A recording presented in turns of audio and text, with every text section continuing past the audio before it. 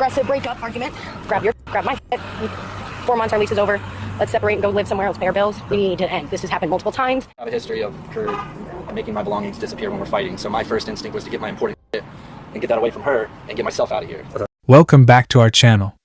Today, we're addressing a vital and often challenging subject: domestic disputes and the response of law enforcement.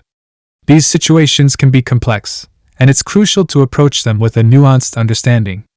Let's dive into a recent incident to explore this topic further. On May 8, 2024, authorities received a call about a domestic disturbance at a residence. The caller, a man, reported that his ex-girlfriend's behavior had become increasingly volatile since their breakup. He felt compelled to contact the police as tensions escalated into physical conflict. So I guess to start things, she was just like in my face, like get the f*** out. And she was in your face then? Yeah, okay. And we have a history of her making my belongings disappear when we're fighting. So my first instinct was to get my important shit and get that away from her and get myself out of here. Okay. The man described the situation as overwhelming. He was in the process of moving out of their shared apartment when the argument turned heated. Okay.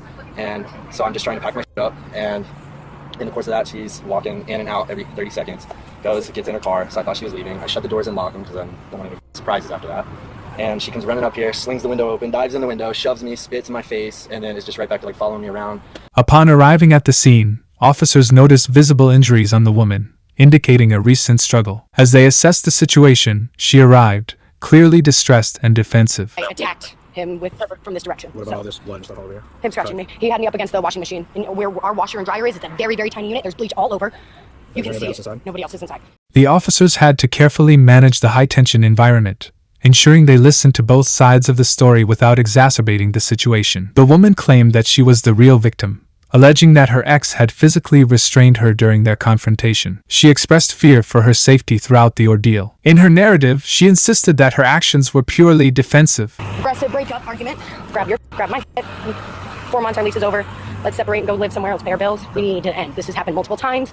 As soon as I told him that when the lease is up, my mom, the co-signer, he's off. He's over. And I'm going to stay here. Lost it. Followed me from room to room, tried to corner me in the room. I turned around and spit at him. And then he pinned me up again 2 or 3 times. And in response, I attacked him from this direction. As the officers gathered more information, it became evident that both parties had sustained injuries. The man remained composed, providing a clear account of what had transpired. He explained that he was merely trying to collect his belongings when the situation escalated. What's that? The scratch marks, where does it all come from? Where? What do you mean where? But the scratch marks are all over you. From her. Like, I understand, but I'm asking. I know they came from her, but how? In what sense? How did you get yourself scratched up? Did you holding on to her? Well, like from her, like snatching me, trying to take it back, and then she's like clawing at me. And when I'm just asking. Oh, you were here, not me. I know, it's just a blur. I'm trying to collect things. After carefully reviewing the evidence, the officers faced a tough decision. In Florida, laws require law enforcement to identify a primary aggressor in domestic violence cases to ensure everyone's safety. Despite the woman's insistence that she was the victim, the officers made the difficult choice to arrest her based on their findings and her involvement in the altercation.